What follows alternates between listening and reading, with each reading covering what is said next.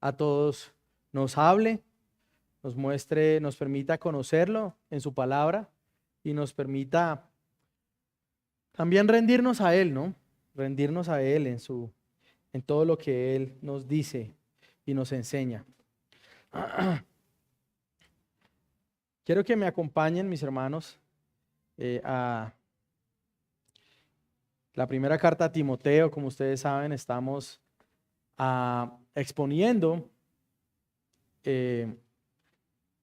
la primera carta que escribe Pablo a Timoteo, su hijo en la fe. Y dice la palabra del Señor. Primera Timoteo 3, vamos a estar predicando hoy versículos 1 hasta el versículo 7. Palabra fiel es esta: si alguien aspira al cargo de obispo, buena obra desea hacer.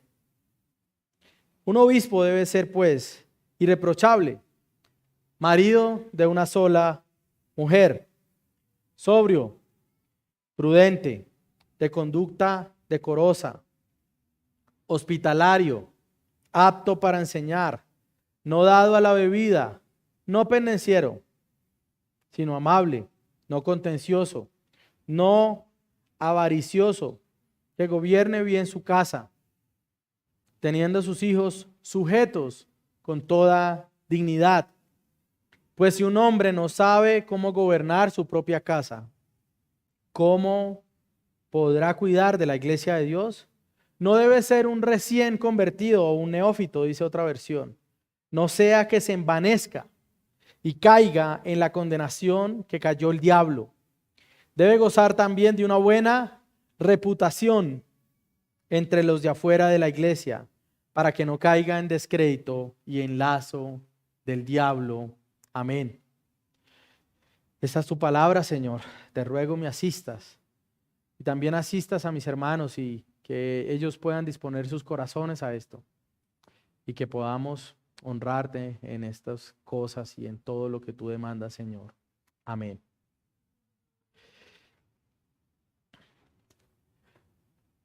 ¿Qué tipo de cosas usted espera cuando usted encarga a otra persona lo que usted más ama, lo que usted más valora? En el caso de los que tenemos hijos, ¿a qué tipo de personas usted le encargaría la vida de su hijo? ¿Qué tipo de cualidades debería tener esa persona para que usted estuviese tranquilo? En esta sección de la carta a Timoteo, Pablo está buscando que se sepa cómo se debe conducir Timoteo y todos los creyentes en la casa de Dios, que es columna y sostén o baluarte de la verdad. Ahora, esto hace referencia también no solamente en cómo debemos comportarnos en el culto, que era en parte algo de lo que veíamos el domingo pasado, sino también hace referencia a cómo la iglesia es liderada y cómo la iglesia es gobernada como casa de Dios. Mis hermanos, la manera en que una iglesia es gobernada se refleja lo que la iglesia es. Estamos en tiempos difíciles, en tiempos donde algunos lugares o grupos se hacen llamar iglesias, pero no lo son. En tiempos donde algunos se hacen llamar pastores, pero no lo son, ¿no? En tiempos donde algunos que se llaman pastores tal vez serían las últimas personas donde nosotros encargaríamos algo que es valioso para nosotros, como por ejemplo nuestra alma, ¿no? En este sentido, quiero decir que al mostrar cómo la iglesia debe ser manejada, el Señor lo que busca es cuidar a su pueblo, es decir, que nosotros sepamos que Él nos cuida y que Él nos ama. El gobierno de la iglesia por medio del liderazgo diseñado y establecido por Dios muestra que Dios es la autoridad en medio de su pueblo, es decir, la manera como Dios establece el liderazgo muestra que los hombres al final que Él establece como líderes no son las autoridades finales en la iglesia, sino que Dios es quien gobierna por encima de ella. El liderazgo en la iglesia está fundamentado y depende del evangelio. Son estos hombres que primeramente fueron rescatados de su vana manera de vivir, que ahora desean reflejar a su Salvador.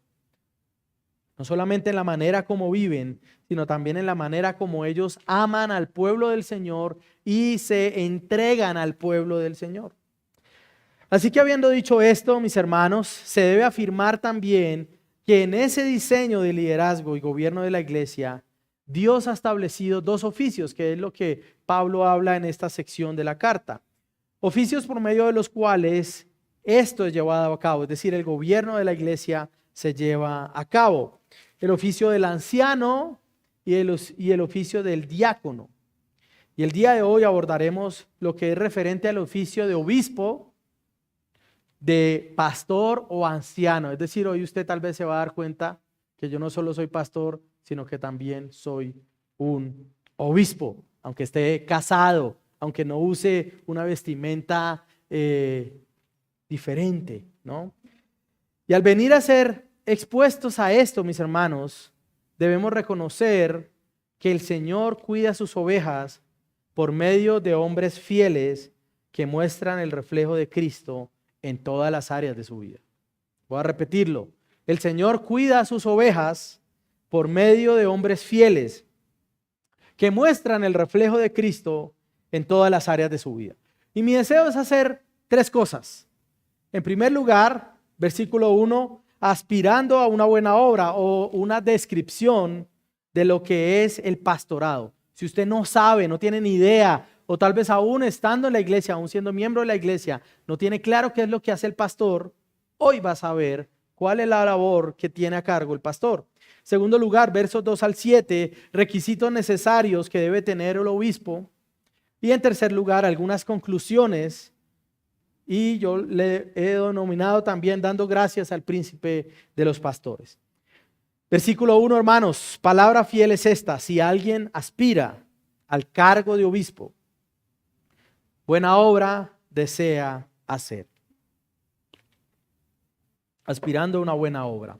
Pablo entonces, recordemos, pasa de describir la belleza de las mujeres cristianas en cuanto a sus buenas obras y a llevar a cabo su rol dentro de la iglesia, a describir ahora cómo es el liderazgo.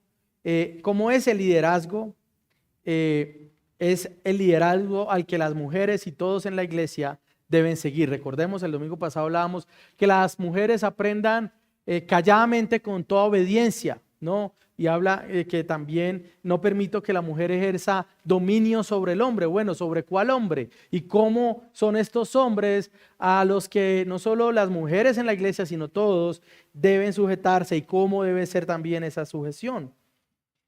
Algunas personas, tal vez usted en este momento está pensando esto, algunas personas cuando vienen a estos textos donde se habla de las cualidades del pastor, piensan, esto no es para mí, esto no tiene nada que ver con mi vida. Tal vez las mujeres digan, bueno, pero si el domingo pasado ya se dejó claro que la mujer no debe enseñar desde el púlpito en el domingo, ni ser pastora, entonces yo ¿por qué me voy a quedar 1 hora o 50 minutos escuchando al pastor? Ahora yo quiero decirles, mis hermanos, que es importante que sepamos que el liderazgo en la iglesia afecta a toda la iglesia. Es decir, el liderazgo o el gobierno de la iglesia afecta a todos y cada uno de los que somos miembros de la iglesia. Y es por eso que la iglesia debe ser instruida por la palabra de Dios en cuanto a cuál debe ser la labor de los ancianos y en general en cuanto a cómo la iglesia debe ser gobernada. Y es importante y providencial que hoy llegamos a esto cuando en la tarde tenemos una asamblea precisamente para empezar a definir las políticas de la iglesia, o ya definirlas hoy si Dios quiere, donde se incluye cómo nosotros reconocemos candidatos y cómo los llevamos a ordenarse para ser pastores. Lo primero que Pablo dice es que si alguien aspira al cargo de obispo, una buena obra desea hacer. Tal vez muchas personas han pensado, ¿no?, en a qué puedo yo aspirar en la vida. ¿A qué aspiro en la vida? ¿No? Y tal vez usted le pregunta a un niño y los niños a veces dicen, no, yo quiero ser bombero, ¿no? Yo quiero ser policía. Bueno, eso decían en mi época. Tal vez hoy digan, no, yo quiero ser programador, yo quiero ser diseñador, yo quiero hacer esto. Y empiezan a pensar en cosas que para ellos son buenas, que lucen nobles. Y quiero decirle que Pablo dice que aspirar a ser obispo es algo bueno. Buena obra desea hacer. Ahora quisiera describir por qué es buena la obra que hace el obispo. ¿Cuál es esa obra? ¿Qué es lo que hacen los pastores? Pero antes de responder a esa pregunta, deseo brevemente exponer que cuando Pablo habla de obispo, también está hablando de un anciano o de un pastor.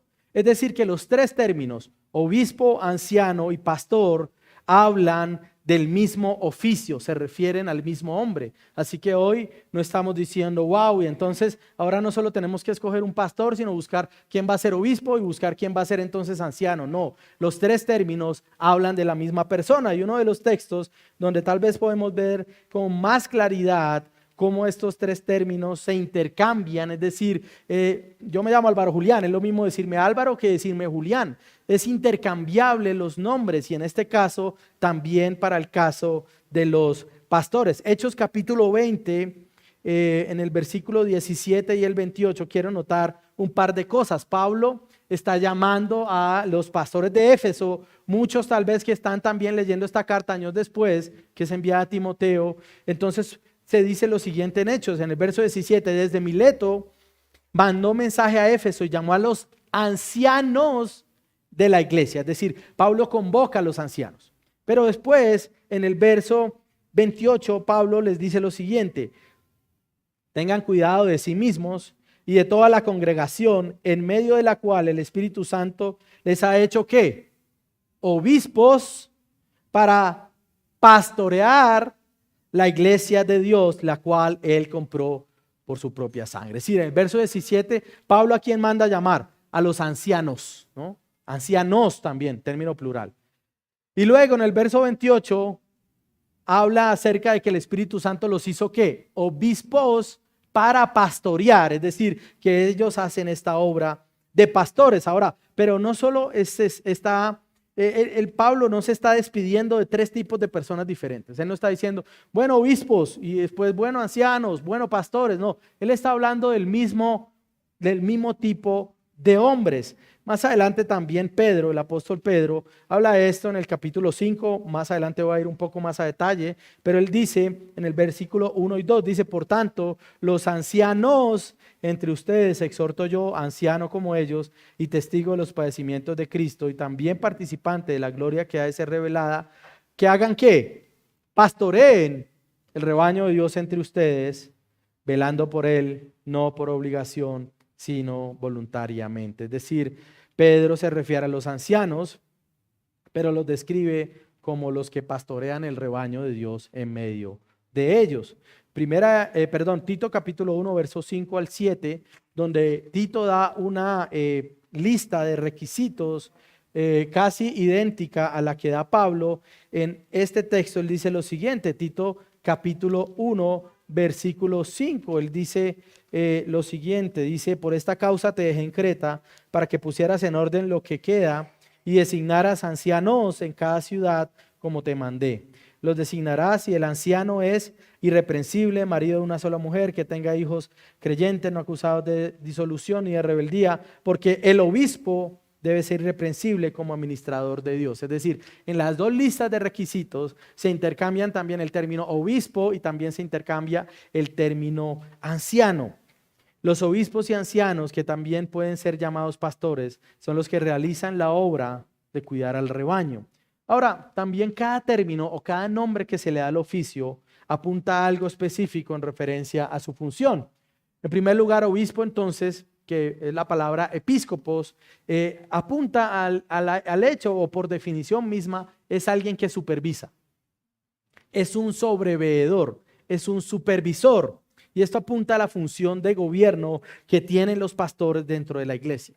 Los obispos son los que gobiernan, los que guían, los que dirigen la iglesia de manera que la iglesia haga o lleve a cabo la labor que Dios le ha encomendado. Por eso cuando nosotros hablamos, por ejemplo, nuestras políticas, que es lo que vamos a aprobar hoy, hablamos de un consejo de ancianos, que es el que guía a la congregación, ellos siendo parte de la congregación, a hacer lo que el Señor quiere que sea. Por otro,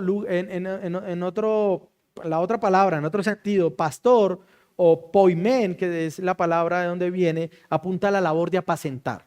¿Y qué es apacentar? Alimentar las ovejas del Señor. También implica protección del rebaño. El pastor no solo las llevaba a pastar, sino que también las protegía del ataque de los lobos. Esta labor se lleva a cabo principalmente por medio de la predicación. ¿Cómo se alimentan las ovejas? Por medio de la predicación. ¿Cómo son protegidas del error las ovejas? Por medio de la predicación. Y finalmente, anciano o presbíteros habla de la madurez que deben tener los líderes de la iglesia y apunta también a su carácter, ¿no? Su madurez y carácter son el reflejo de una vida dominada por convicciones procedentes de la palabra de Dios que Él mismo enseña. Es decir, que el pastor o el anciano vive de acuerdo a ¿qué? A la palabra que él cada domingo o cuando tiene la oportunidad enseña. Es decir, que predicar, hermanos, es algo que debe dar temor y temblor. Porque si yo voy a predicar acerca de algo y yo cuando estaba preparando decía, Dios mío, ya había predicado este texto pero en otra iglesia y no es lo mismo predicarla en la propia iglesia, pero es algo al mismo tiempo maravilloso. Nosotros vivimos de acuerdo a lo que predicamos. Algunos si conocemos ese adagio popular, ¿no? Predica, pero no ¿qué? No, en la vida del pastor eso no puede pasar. Él predica y vive. Él vive lo que predica y vive aquello que está enseñando a otros. Ahora, ¿cuál es la obra entonces que hacen los pastores? Podemos resumirla: liderar bajo la autoridad de Cristo, cuidar del cuerpo de Cristo, protección del rebaño y alimentar o apacentar el rebaño. Lo hacen enseñando la palabra de Dios. Por eso también en los requisitos, y ahorita vamos a hablar, dice que son aptos para enseñar. Es decir, tienen esa capacidad, han sido instruidos para enseñar. Y esto, hermanos, no puede ser negociable. Porque la labor de liderazgo se hace, o la labor de gobierno se hace de acuerdo a la palabra, la labor de alimentar o proteger se hace de acuerdo a la palabra, la labor de cuidar el cuerpo se hace de acuerdo a la palabra y la cuarta labor, que es modelar el carácter de Cristo, también es de acuerdo a la palabra. Ahora, esas son las 4 labores: liderar, cuidar el cuerpo, alimentar el rebaño y modelar o mostrar cómo debe ser el carácter cristiano. La pregunta entonces es, pastor, bueno, ¿cómo identificamos a estos hombres?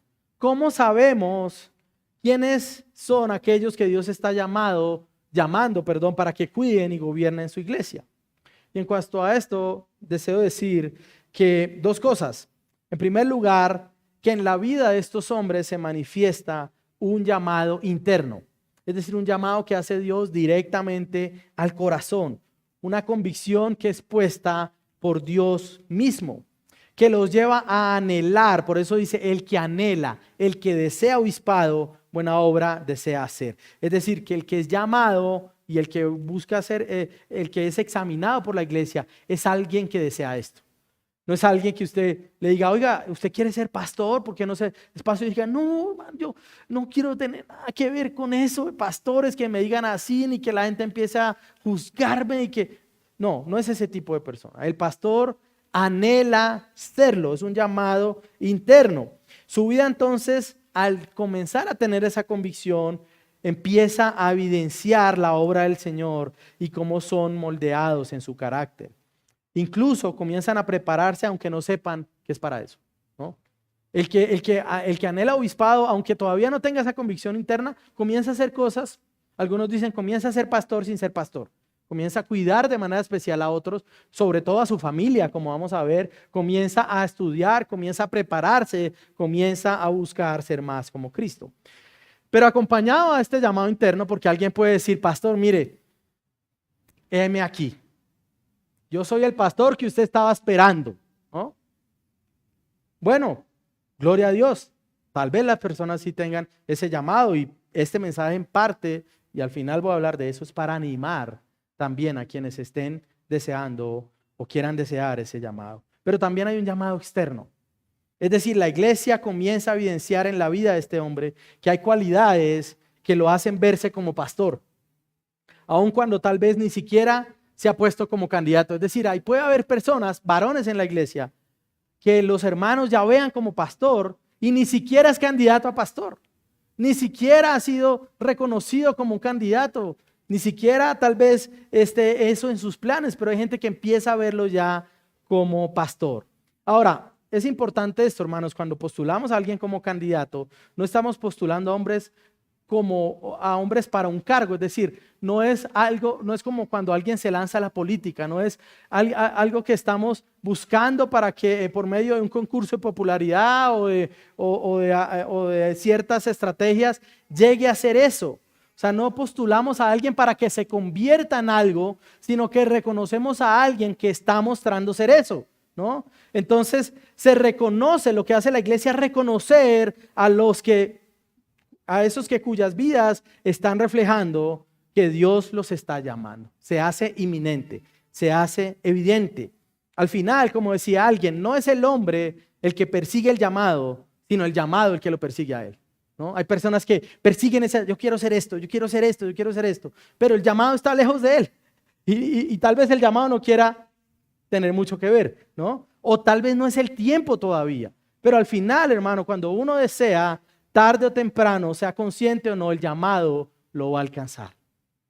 William Perkins, un puritano que escribió un conocido libro que se llama El arte de profetizar, decía lo siguiente: ¿cómo saber por ti mismo si Dios quiere que entres al ministerio o no? Su respuesta fue: debes preguntar tanto a tu propia conciencia como a la iglesia. Tu conciencia debe juzgar tu voluntad, pero la iglesia juzga tu habilidad. Es decir, hay personas que tal vez digan, no, yo sueño, me levanto en las noches y me veo ahí, pastor, sirviendo al Señor. Ahora, el pastor, como vamos a ver más adelante, no solamente es el que se para en el púlpito. A veces la gente quiere ser vista, ¿no? Admirada, desea pastores que incluso que la gente, wow, me mire. Y a veces hay pastores y pueden haber ancianos cuya labor principal no sea el púlpito. Y ahora vamos a hablar un poco de eso, por eso se habla de la pluralidad. Entonces, Dios en su misericordia, por medio de su palabra, describe cómo debe ser la vida de estos hombres. Es decir, Dios guía a su iglesia para que sepan qué deben identificar en estos hombres para reconocerlos y ordenarlos como pastores, que es a lo que Pablo apunta ahora en el verso 2 al 7. Y antes de pasar a ver ya los requisitos, quiero reforzar una idea, y es que la obra de obispo, hermanos, es una buena obra. Es una obra deseable. Es aquella obra que Dios establece para que sus ovejas, ganadas por su propia sangre, sean protegidas y gobernadas mientras llegan a su morada celestial. Yo le hablaba hace un rato, ¿qué cosas usted piensa de alguien cuando usted le va a encomendar lo que más ama? Bueno, Dios, lo que más ama, el Señor, son su pueblo, son sus ovejas, y Él va a encomendarlas a este tipo de hombres. Ahora, ¿por qué Pablo quiere enfatizar esto antes de hablar de los requisitos? Un teólogo llamado Philip Graham habla de dos posibles razones. Dice, ¿por qué la Biblia se molesta en decir que un obispo hace un buen trabajo? Posiblemente porque la tarea es desalentadora. Es posible que él resalte esto porque los hombres que están viviendo como pastores están abrumados. Hermano, la labor pastoral es una labor que muchas veces es una labor desalentadora. Calvino dice sobre esto también: no es un asunto ligero representar al Hijo de Dios en una tarea tan grande como la de erigir y extender el reino de Dios, en el cuidado de la salvación de las almas que el Señor mismo se ha dignado a comprar con su propia sangre, y en gobernar a la iglesia porque es la herencia de Dios. O tal vez, en segundo lugar, se enfatiza el valor de los ancianos porque el trabajo es un trabajo muy peligroso, mis hermanos. Los ministros, sobre todo en el tiempo que Pablo escribía, generalmente se convertían en mártires. Es decir, eran hombres que al empezar a ser reconocidos como ancianos, al mismo tiempo era casi que poner una sentencia de muerte sobre ellas. Casi que si alguien le decía, oiga hermano, usted debería ser pastor, alguien podría tomarlo como que alguien le estuviera diciendo, hermano, usted es un buen candidato para los leones, es un buen candidato para ser quemado, es un buen candidato para ser perseguido, para ser apaleado, para ser apedreado, para ser escupido. Usted es un buen candidato para eso. Entonces, a causa de que la labor es peligrosa, Pablo exalta, es una buena labor. Los ministros a menudo se convierten entonces en mártires. Muchos pastores de la iglesia primitiva fueron los primeros en dar su vida por el evangelio. Pero es un buen trabajo, porque tiene bendición de Dios en vida, pero también recompensa en la muerte. El Señor entonces, hermanos, llama a sus obreros para la grey, muestra al rebaño cómo identificar a quienes lo guiarán. Es importante saber cómo identificar a estos hombres. Nosotros estamos trabajando hace 9 años en La Guajira. Y una de las razones por las cuales seguimos allí es porque la iglesia es demasiado débil en este asunto. Hay hombres que son pastores que yo les he preguntado, hermano, ¿hace cuánto eres pastor? Y me dicen, no, hace 15 años. ¿Cómo llegaste a ser pastor? Hermano, vino una iglesia, organizaron una campaña de sanidades y milagros, hicieron una tarima ahí, ¿no? En barro y con palos como las hacen allá. Y después de esa semana había un grupo de personas que quería reunirse. Y preguntaron, ¿quién de ustedes sabe leer en español?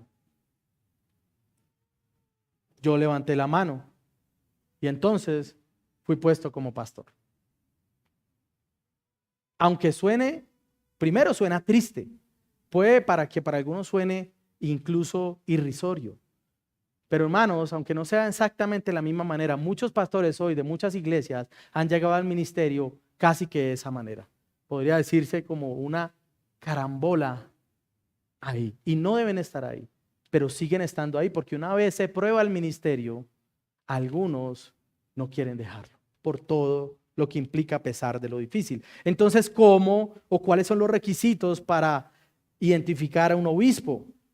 Ahora, luego de resaltar que es una buena obra, Pablo deja algo claro. Es una buena obra y los que deseen deben perseguir tener cierto estilo o tipo de vida. Puede decir que el que anhele el obispado debería ser y vivir como un cristiano que refleja a su Salvador. Es decir, que lo que hace Pablo no es meramente describir cómo debería lucir la vida de un pastor, sino que cómo debería lucir la vida de todo varón que teme al Señor. Así que, hermanos, varones de esta iglesia, esto le incumbe a usted, porque lo que hace Pablo, después de decir cómo debería ser la piedad y la belleza de la mujer cristiana, es decir, cómo debe ser la piedad y, si se puede decir de alguna manera, cómo debe ser el honor de un varón cristiano. Si usted quiere saber qué es ser un hombre, un varón cristiano, entonces esto, hermano, también es para usted, ¿no? Tal vez el domingo pasado toda la carga cayó sobre nuestras hermanas, pero hoy todo va a caer sobre nosotros porque esto es cómo un hombre debe vivir, ¿no? En el capítulo anterior, entonces, Pablo estaba escribiendo esto sobre las mujeres y ahora escribe cómo deben ser los hombres. Ahora, enumeraré y describiré estas características, pero antes de eso quiero decir que esto no es un consejo. Pablo no está diciendo, bueno, que el hombre de pronto sea marido de una sola mujer, puede que tenga, sí, algunos pueden malinterpretar esto y lo han hecho. Y pueden decir, es que marido de una sola mujer quiere decir que tenga una sola esposa al mismo tiempo. Es decir, puede tener una por un tiempo, después divorciarse y tener otra por otro tiempo, pero es una sola. Entonces, pastor, siempre fue marido de una sola mujer. No, eso no es lo que está enseñando la Biblia. Lo digo porque hay pastores que siendo pastores se han divorciado y se han vuelto a casar. Un divorcio, el pastor fue abandonado por su esposa, sí, y al mes siguiente se casó con otra hermana. No. Pablo está dando algo en lo que los hombres deben ser examinados. Estas cosas deben ser examinadas ¿por quién? Por la iglesia, por aquellos sobre cuyas vidas este hombre va a venir a ser obispo o pastor. Ahora, lo que primero dice Pablo es que el hombre debe ser irreprochable. Algunos lo ven como una característica de las 15 que hay, pero yo creo que irreprochable es la característica principal y que las otras 14 se sujetan a eso. Es decir, el hombre debe ser irreprochable en las otras 14 áreas de la vida que Pablo habla. Son características, el obispo debe ser irreprochable, es decir, nadie debe tener algo que decir en eso, o nada de lo cual pueda ser el hombre acusado en estas áreas. Pero a su vez, aunque son 14 características, yo he agrupado estas en 4. En primer lugar, la vida personal o el carácter del pastor, su vida familiar, su vida social o su reputación y su vida espiritual en cuanto a los deberes de su oficio. Ahora, ¿cómo debe ser la vida personal del pastor? ¿Cómo debe ser el carácter del pastor? Se nos dice que debe ser sobrio, es decir, debe ser una persona que tenga dominio de sí mismo. Debe tener autocontrol, debe ser alguien controlado, que pueda dominar sus emociones y su propia vida. Debe ser una persona prudente, es decir, una persona confiable en aquello que hace, pero también aquello que habla con los hermanos de la iglesia. El pastor no debe utilizar aquella información que recibe tal vez en un espacio de consejería y ponerla en boca del resto de la iglesia. No debe ser eso. Por eso el pastor debe ser prudente, debe ser muy cuidadoso en esto, mis hermanos. Ahora, hay ocasiones donde la situación o aquello que el pastor, en lo que el pastor quiere servir, desborda su conocimiento, y entonces probablemente el pastor necesite consejo de otros hombres sabios, ¿no? Aún en eso el pastor debe ser también prudente de cómo lo hace. Debe tener una conducta decorosa que apunta hacia el área sexual o al comportamiento adecuado según las circunstancias en que esté. No dado al vino o no dado a la bebida. Hermanos, esto es importante aclararlo, ¿no? Porque no se da una prohibición al vino, sino que la recomendación o el mandato que se da es que es un hombre que no es dado, es decir, no es entregado al vino. El pastor no debe ser dominado ni por el alcohol ni por ninguna sustancia, pero no debe ser tampoco dominado por cosas que aparentemente sean legítimas. El pastor no debe ser un borracho, porque si es un borracho, al mismo tiempo entonces no es alguien que tenga control de sí mismo, y va a ser alguien iracundo y va a ser alguien pendenciero, ¿no? Que es la otra característica. No debe ser pendenciero, no debe ser conocido como un buscapleitos. Es un hombre firme, pero no usa su firmeza o sus convicciones para contender con otros o tratarlos de manera humillante o displicente. El pastor siempre está dispuesto a rebajarse, a pedir perdón para evitar mancillar el nombre del Señor. Debe ser alguien, y escúchenme hermanos, sobre todo los que anhelan el obispado, debe ser alguien que soporte las críticas y los ataques, aún los ataques falsos. Y esto es lo maravilloso de la pluralidad pastoral. Porque cuando tengamos más pastores, ya el malo no voy a ser solamente yo, ¿no? Porque eso es otro. Pablo tal vez se hubiera puesto. Debe saber que el malo siempre será él. Debe saber que puede entregar su vida, su sueño, sus anhelos, sus fuerzas a una persona, y después esta persona va a considerarlo como el peor de sus enemigos. Ahora, esto al mismo tiempo y de manera indirecta también pone una advertencia a las esposas. Mujeres, si su esposo está aspirando al ministerio, su esposo va a ser criticado, su esposo va a ser atacado, y muchas veces de manera injusta. Pero el pastor, que no es pendenciero, está dispuesto a rebajarse. Aun cuando el hermano ofenda y aun cuando pueda reaccionar mal, debe estar dispuesto a decir, perdóneme. Así tenga la razón, está dispuesto a humillarse, a poner la otra mejilla, a no salir a defenderse o a autojustificarse, sino con humildad decir, aquí está la otra mejilla. Listo, ¿quieres decir esto de mí? Y no sabes que tal vez puedes decir esto también, ¿no? Qué difícil es esto, hermano. Es difícil. Cuando vienen esas críticas infundadas, pastor, predica muy largo. Bueno, predica un poco menos. No, pastor, predica muy corto. Usa uno algunas palabras un poco complejas. Pastor, pero es que usted está explicando como si fuera un seminario. Por eso es que el pastor no debe estar en función de lo que la gente quiere, sino de ser fiel al Señor. Dice Pablo en Gálatas, porque si yo deseara agradar a los hombres, dejaría de ser siervo de Cristo. Y eso me lo repite mi esposa constantemente. Amor, tú tienes la conciencia tranquila en esto delante del Señor. Sí, amor. Bueno, ya. ¿Qué más necesitas? ¿Qué más esperas? Gloria a Dios, amor, sí. Gracias por recordármelo. Es amable, es una persona que ama a las personas. Debe ser alguien cuyo trato sea ameno. Alguien respetuoso, pero al mismo tiempo amoroso, ¿no? No contencioso, es decir, similar a no pendenciero. No debe ser alguien enfocado en contiendas. La vida del pastor no es con quién voy a pelear hoy. ¿A quién voy a enseñarle esto por las malas y en redes o en cualquier espacio? ¿No? No contencioso, no es un hombre pendenciero, no avaro o no avaricioso, como lo pone esta traducción. El pastor no predica para poder comer. El pastor se sostiene y come para poder predicar. El hombre de Dios no ve su labor como un trabajo. No predica ni cuida al rebaño por ganancia que pueda tener, aunque él mismo debe ser protegido y cuidado por la iglesia. Y más adelante en 2 capítulos, en el capítulo 5, vamos a hablar acerca de esto. La iglesia está obligada, tiene la obligación de sostener a los pastores, en especial aquellos que estén dedicándose a tiempo completo, si lo necesitan y si lo requieren. Versos 17 del capítulo 5. Los ancianos que gobiernan bien sean considerados dignos de doble honor o de doble salario, también puede traducirse, principalmente los que trabajan en la predicación y en la enseñanza. Porque la escritura dice, no pondrás bozal al buey cuando trilla, y el obrero es digno de su salario. Vamos a llegar allá por ahí en un mes, más o menos, ¿no? Es necesario que aquel pastor que esté a tiempo completo y que lo requiera, sea sostenido por la iglesia. Pero al mismo tiempo, aunque él recibe un fruto de ese trabajo, no lo hace por el fruto. No lo hace por, ay, ¿será que me dedico a ser pastor? De pronto me pagan más que en mi carrera. No lo hace por eso, pero al mismo tiempo la iglesia debe proteger a su pastor y cuidarlo en eso. No mide a las personas que llegan a la iglesia por su posición económica, ni los trata diferente.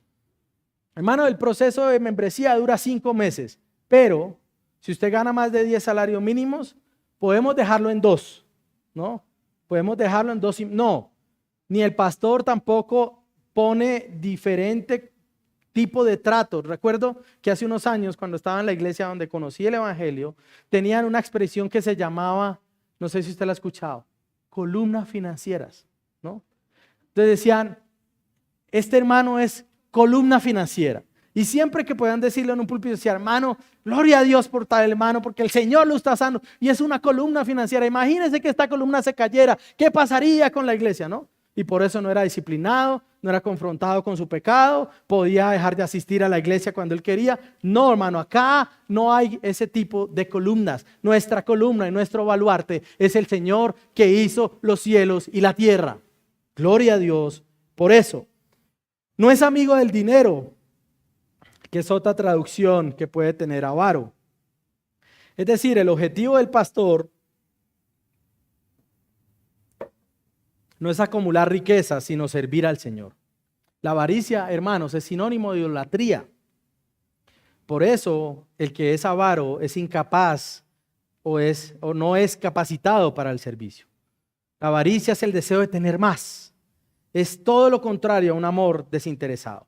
Y Pablo dice en el capítulo 6, y vamos a verlo también, raíz de todos los males es el amor al dinero. Por eso da unas instrucciones a los ricos de este mundo, que sean ricos en buenas obras, en ayuda al necesitado, que sean ricos en ayudar para que el evangelio siga avanzando. Hermanos, el pastor no vive para sus posesiones, no es definido por lo que tiene y también debe ser cuidadoso de ser ostentoso.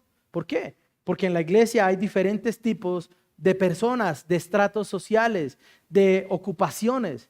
Así que el pastor debe cuidarse de dar una idea de que está alejado por cierta posición de otros, ya sea que él tenga una posición baja y entonces sea imposible que alguien de posición más alta se junte con él, o que está tan apartado en su posición que alguien pueda acercarse. Ahora, esa es la primer gran área, su carácter o su moral. En segundo lugar, su vida familiar, marido de una sola mujer. Hermanos, el pastor debe ser íntegro en su área sexual.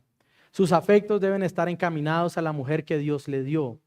El pastor debe cuidarse de usar su posición para tener una cercanía inadecuada con las mujeres de la iglesia. Ahora, no enseña Pablo que el pastor debe estar casado. No, lo que dice Pablo no es descalificar a los solteros para el ministerio. Pero lo que dice, o lo que se compila en esta característica, es que es un hombre que tiene control y dominio propio también en el área emocional y sexual. Dedicación absoluta y continua y constante del marido cristiano a su esposa. Pablo escribe en un mundo, recordemos, Una iglesia donde la inmoralidad sexual era común y era aceptada. La inmoralidad sexual era aceptada. La poligamia era ejercida por los griegos, pero también era ejercida por algunos judíos y era vista como algo normal. Demóstenes habla un poco del alcance que tenía el pecado sexual en esa época y quiero citar lo que él dice. Él dice, mantenemos amantes por amor al placer, concubinas por el cuidado diario de nuestras personas, pero esposas para que nos den hijos de manera legítima. Es decir, que era común para estos hombres incluso tener 3 mujeres diferentes. Cada una tenía una labor diferente, ¿no? Y era visto como algo normal, como algo que era pasado por delante. Pero para los griegos, por ejemplo, no solo el divorcio era algo constante y común, y para los judíos, por eso cuando llegan a preguntarle al Señor, bueno, ¿y cómo manejamos lo de la carta de divorcio, no? Y el Señor les dice, no es así, ¿no? Pero también la homosexualidad era rampante, era algo común, incluso valorado. El pastor debe ser fiel a su esposa. Ojo, nuevamente, esto es para todos los hombres de la iglesia. Todos deberíamos ser fieles a nuestras esposas y no debemos tener relaciones íntimas con otras mujeres. No solo hablando de fornicación, sino en el área emocional. Debe cuidarse en las áreas de consejería, hermanos. Esta área es el área donde más pastores se descalifican todo el tiempo.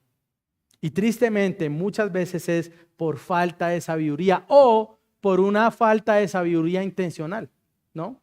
Que también puede pasar. Hermanos, en la mayoría de descalificaciones siempre hay relación con lujuria.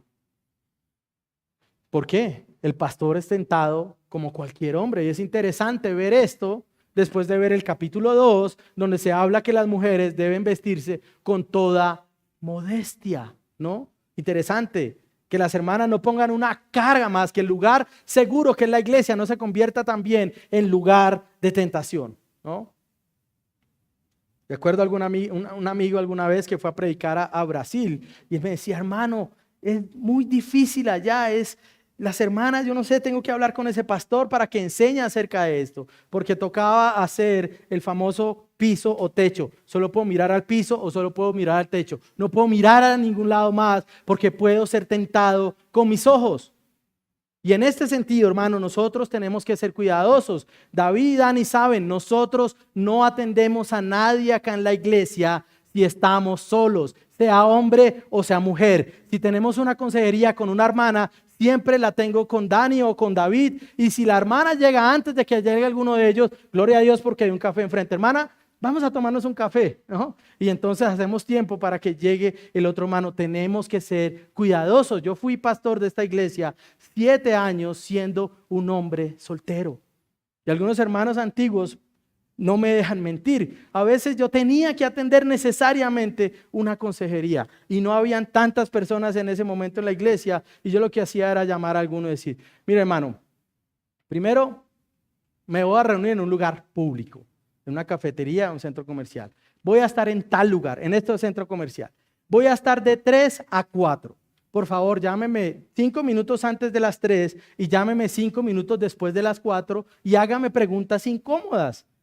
Y ayúdeme a corroborar que yo estuve ahí y a ayudarme para manejar bien esto, porque hay temor delante del Señor. Hermano, los pastores son débiles y deben protegerse tanto como puedan, ¿no? Ahora, que gobierne bien su casa, teniendo a sus hijos sujetos con toda dignidad. El pastor debe ser líder amoroso y servicial en su hogar, debe ser firme, instruir a sus hijos en la vida de piedad, aun cuando la salvación no depende de ellos. Pero debe ejercer que mientras vivan bajo su techo, Él protege la santidad de su hogar. No es un requisito que los hijos sean cristianos, pero sí que el hijo manifieste respeto por su padre. Ahora, lo que se evalúa no es el hijo como tal. A veces podemos poner esa carga, pórtate bien en la iglesia porque si no, la carga no está sobre el hijo, la carga está sobre el candidato, porque lo que se evalúa es qué se muestra en sus hijos del liderazgo de su padre en casa. La disciplina, obediencia y respeto de los hijos no se alcanza con castigos que conducen a una aparente sumisión, sino que se logra mediante el ejemplo del Padre. Ahora, ¿qué pasa? Nuestros hijos van a salir de casa. Pastor, no, mi hijo salió y se casó mal y ahora tiene un matrimonio desastroso. Bueno, hermano, ¿lo descalifica eso? No, porque ya no está bajo su techo. Pero si tiene un hijo varón y el muchacho está conociendo señoritas y quiere llevar niñas a su casa y quiere estar solo con ellas y quiere ver películas con ella, el pastor debe decir con firmeza, acá no.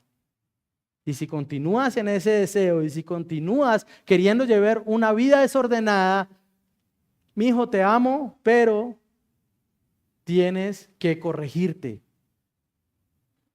No son pocos los casos, porque la salvación no depende de nosotros. Pero al mismo tiempo, nuestro ejemplo amoroso, debemos ser cercanos a nuestros hijos. Ojo, nuevamente, esto no es solo para nuestros candidatos, esto es para todos los hombres de la iglesia. ¿Cómo es su liderazgo en su casa? ¿No? Ahora, en cuanto a esto, de requisitos en su casa, yo quiero hacer una pregunta. ¿Qué pensaría si el día de mañana, qué pensaría su familia el día de mañana si usted le dice, quiero ser pastor, estoy teniendo este deseo? ¿Qué pensarían sus tíos, sus hermanos, sus papás que tal vez no son cristianos? ¿Se reirían de usted? Dirían, uy, no, pero pastor. O dirían, estábamos esperando que usted nos dijera algo así.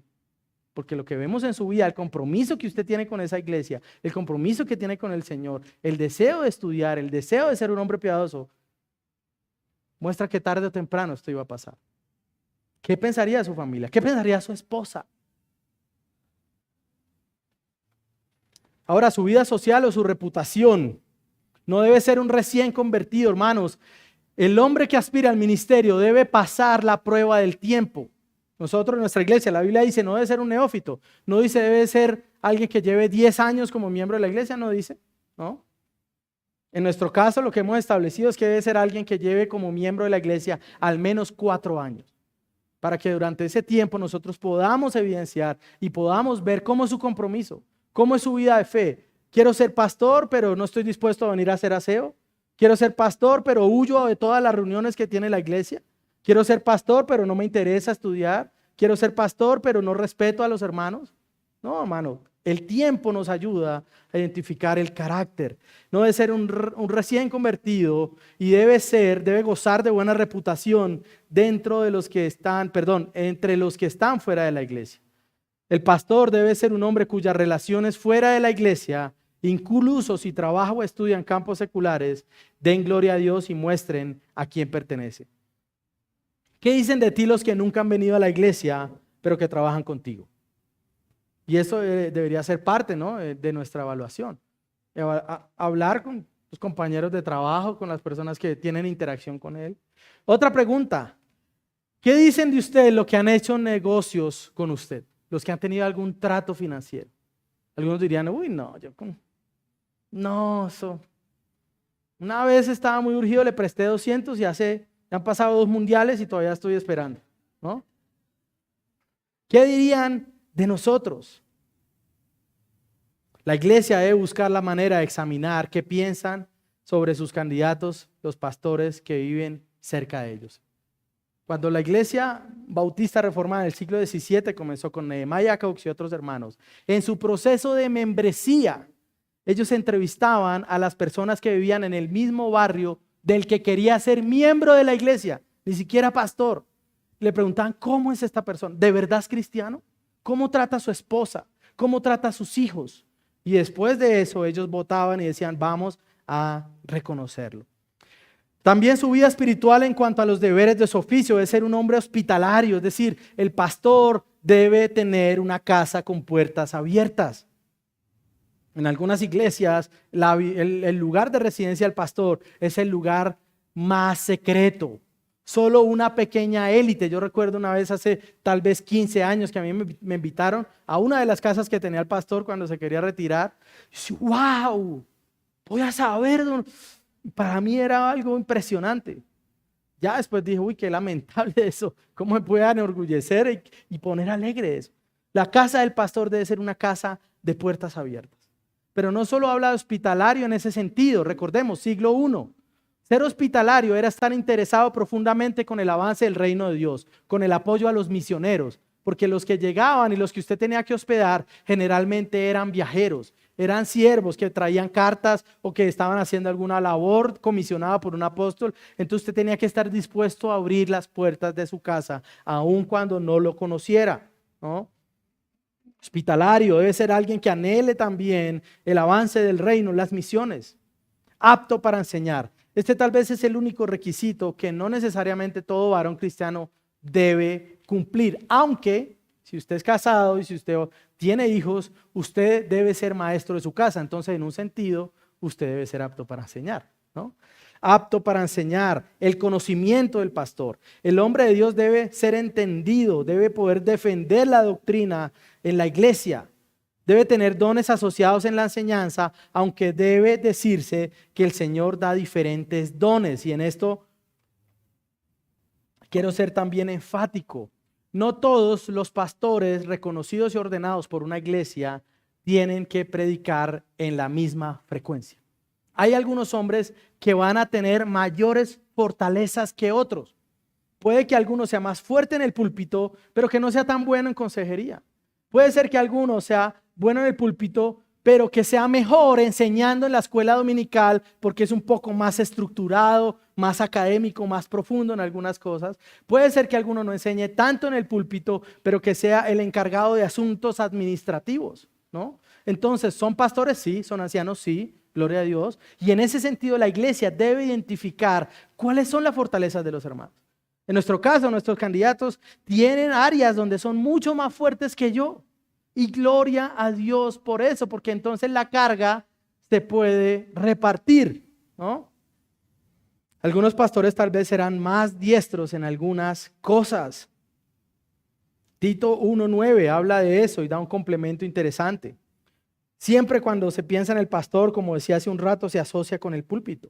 Pero la labor pastoral es mucho más que eso. Sin embargo, debe ser apto para enseñar. Así sea un pastor que solo haga consejerías, debe ser apto para enseñar, porque ¿en base a qué aconseja? ¿A su opinión? ¿A lo que crea? ¿A lo que lee? ¿A lo que vio en las noticias? No. Si es un hombre que solo va a apoyar en la parte administrativa, debe ser apto para enseñar, porque ¿en base a qué dirige los asuntos financieros o administrativos de la iglesia? En base a la palabra del Señor, ¿no? Aunque puedan haber pastores que enseñan muy poco, pueden tener otras fortalezas. Y yo recuerdo acerca de esto cuando estuvimos hace unos meses en la IBCJ y estábamos en ese consejo de ancianos de ellos, son 6, y estábamos alrededor nosotros observando, ¿no? Y habían pastores que yo nunca había visto en mi vida. Hay un pastor que se llama Miguel, que yo nunca había visto en mi vida. Lleva 30 años siendo pastor de la IBCJ. Y cuando este hombre hablaba, se notaba que conocía su Biblia. Era el hombre que dirigía asuntos de membresía, procesos de membresía, grupos pequeños, ¿no? El pastor Marcos Peña, que va a estar con nosotros el 20 de julio. Es un hombre que enseña 3 o 4 veces en su iglesia al año. Es un hombre que atiende 70 personas semanales en consejería. Y es un hombre que es mayor de 60 años.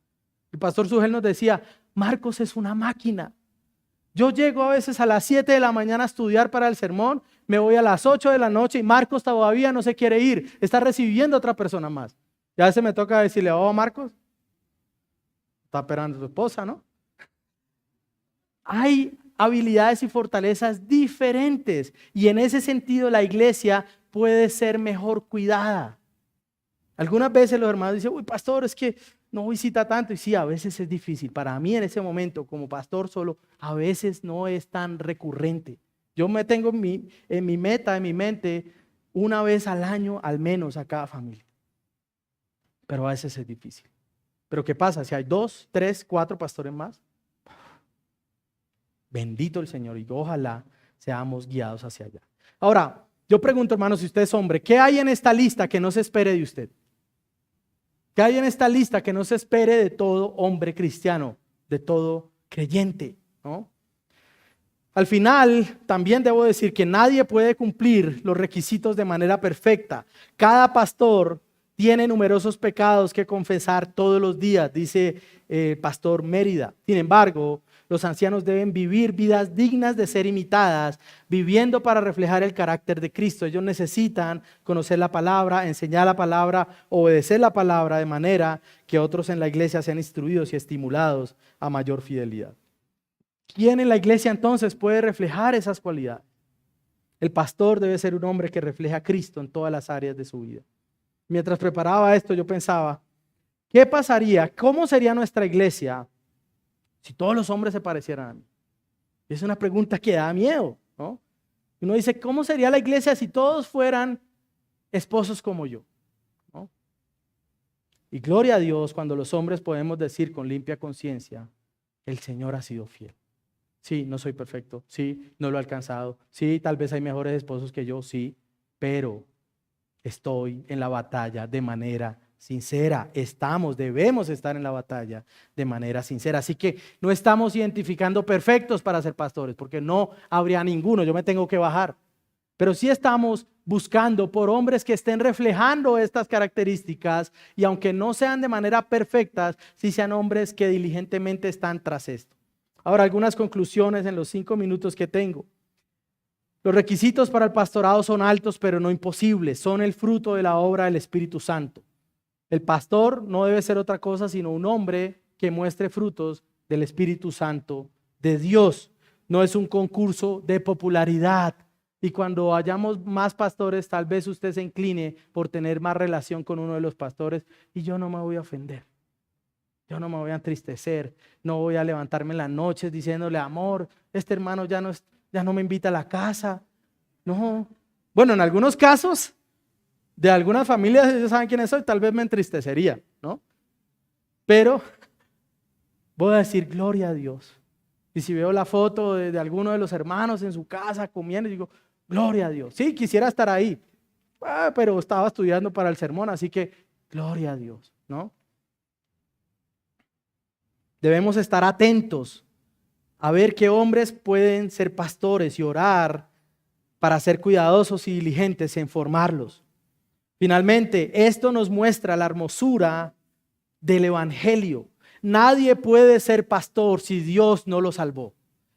No pueden haber pastores, y esto puede sonarle lógico. No pueden haber pastores que no sean cristianos. Y hay que decirlo. Porque hay hombres que son pastores que no han conocido el evangelio del Señor. Debe ser un hombre que tenga un corazón regenerado. Nadie puede ser pastor a menos que ese llamado del corazón empiece a moldear su vida. Los requisitos no es que usted se siente y diga, bueno, quiero ser pastor, entonces ¿ahora qué debo hacer? Ahora sí voy a ser buen esposo, ahora sí voy a ser buen papá, ahora sí voy a ser trabajador, ahora voy a ponerme a pagar la plata que le debo a los vecinos, ahora no. Es algo que ya está pasando en su vida. Y lo que pasa es que la gente entonces comienza a reconocer eso que ya está pasando en su vida. No soy fiel, otra cosa es que no busco guardar, una vez soy pastor, no busco guardar estos requisitos para seguir siendo pastor. No es que usted diga, bueno, tengo que ser fiel porque es que si no me echan de la iglesia. No. Yo deseo ser fiel y que mi esposa tenga el primer lugar en mi vida, no porque me van a echar de la iglesia si no lo hago, sino porque yo quiero honrar a mi Señor. Porque yo quiero rendir mi vida a Él, porque yo quiero ser como Él es, amar a mi esposa como Él ama a la iglesia. Ahora, mis hermanos, el evangelio es la motivación de la vida pastoral y es el motor de la misma. El pastor necesita el evangelio. Pero sí, hay riesgos si escogemos mal a los pastores. Hay riesgos terribles para la iglesia. Philip Graham decía, cuando la iglesia hace una pobre elección de sus ministros, siempre existe el riesgo de que caigan en comportamientos diabólicos. Como Satanás, un anciano puede enorgullecerse. Entonces, como Satanás podría ser objeto de la maldición de Dios por su arrogancia y por su rebelión. O el anciano puede caer en una trampa puesta por Satanás, cierro mi cita. Hermanos, una mala elección de un pastor puede llevar a que una iglesia sea dividida. Porque ¿cómo después de ordenar a alguien lo quitas? ¿Cómo después de ponerlo allí le dices, qué pena, no fuimos juiciosos, después de su elección hay 20 hermanos que llegaron y dijeron que es que no estaban seguros, que no alcanzaron a llegar el día de la votación? No, hermanos, tenemos que ser cuidadosos por la protección de la iglesia. Y quiero decir esto también, hermanos, Satanás quiere atrapar a los ancianos de la iglesia. Es una estrategia militar básica. ¿Cuál es la manera más fácil de destruir una congregación? Haz caer a su pastor. Y si tiene varios, hazlos caer a todos. Hazlos que se agarren unos a otros, que se dispersen, que se enemisten, que tengan envidia el uno del don del otro. Es la estrategia militar básica que sucedió desde Adán. ¿Cuál era la manera más fácil de atacar lo que Dios estaba, el pueblo que Dios estaba levantando? Quítale el liderazgo a Adán, ¿no? Y fue lo que hizo el enemigo cuando vino por la vida de nuestro Señor Jesucristo. Si el pastor es quitado, las ovejas se van a dispersar. Por eso, mis hermanos, es necesario que usted ore por sus pastores. En este caso por mí, pero también por los hermanos que están siendo evaluados. Lo que debemos asegurarnos es que los pastores sean hombres dispuestos a sacrificarse y no a descalificarse. El pastor debe estar dispuesto al sacrificio, no a la descalificación. Tertuliano afirmó que la sangre de los mártires fue la semilla de la iglesia. Ahora es interesante, y si usted ha estudiado la historia de la iglesia, usted puede seguir mi pensamiento en esto.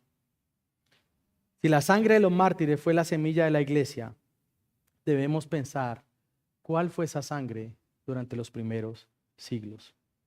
Esteban, diácono, apedreado, Hechos capítulo 7. Jacobo, hermano menor de Juan. Clemente de Alejandría dijo que cuando era conducido a ser martirizado, el verdugo fue llevado al arrepentimiento y se postró delante de Jacobo y le dijo: perdóname, ahora yo reconozco a Cristo como mi Salvador. Y después de eso, ambos fueron llevados para ser decapitados. Timón y Parmenas, dos más de los diáconos, es decir, de los 6 diáconos que reconoció la iglesia, 3 fueron martirizados. Felipe, asesinado en Frigia, azotado, echado a la cárcel y crucificado en el año 54. Mateo, el recaudador de impuestos, el evangelista, atravesado con una lanza en Etiopía. Jacobo el menor, el hermano del Señor, golpeado y apedreado por judíos cuando tenía 99 años. Le abrieron el garrote, el cráneo con un garrote. Matías, el que reemplazó a Judas, apedreado en Jerusalén y decapitado. Andrés, el hermano de Pedro, crucificado en forma de X. Juan Marcos, el evangelista y compañero de misiones de Pedro y de Pablo, arrastrado por una turba en Alejandría. Pedro, crucificado boca abajo. Pablo, decapitado. Tomás, atravesado con una lanza por sacerdotes paganos en la India. Lucas, colgado en un olivo por sacerdotes paganos en Grecia. Simón el Celote, crucificado en Gran Bretaña en el año 74.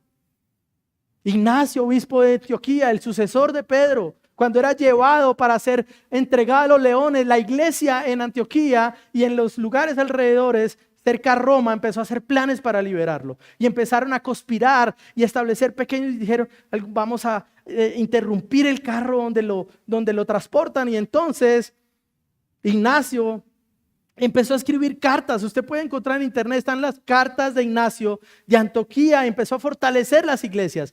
Por donde pasaba, los cristianos salían a su encuentro y él comenzaba a predicarles mientras lo estaban transportando. Finalmente él se escribió en una de esas cartas, dice: ahora comienzo a ser un discípulo. Nada me importa de las cosas visibles o invisibles para poder ganar solo a Cristo. Que el fuego y la cruz, que manadas de bestias salvajes, que la rotura de los huesos y el desgarramiento de todo el cuerpo y que toda la malicia del diablo vengan sobre mí. Sea así, solo si puedo ganar a Cristo Jesús. Y cuando fue sentenciado, cuando ya le dijeron: mira, te vamos a llevar a los leones, Ignacio dijo: soy el trigo de Cristo y voy a ser molido con dientes de las fieras para que pueda ser hallado como pan puro. Policarpo de Alejandría, Justino mártir, apologista, se negó a presentar sacrificios a los ídolos paganos y fue decapitado. Y muchos otros más que podría seguir y seguir y seguir. La mayoría, aunque hubieron hermanos que no eran pastores, la mayoría de los mártires de los primeros siglos fueron pastores o diáconos. Todos estos hombres sellaron su ministerio con sangre. Ahora, tal vez hoy a muchos de nosotros no se nos va a dar ese privilegio, pero debemos sellar nuestra vida derramándola delante del Señor.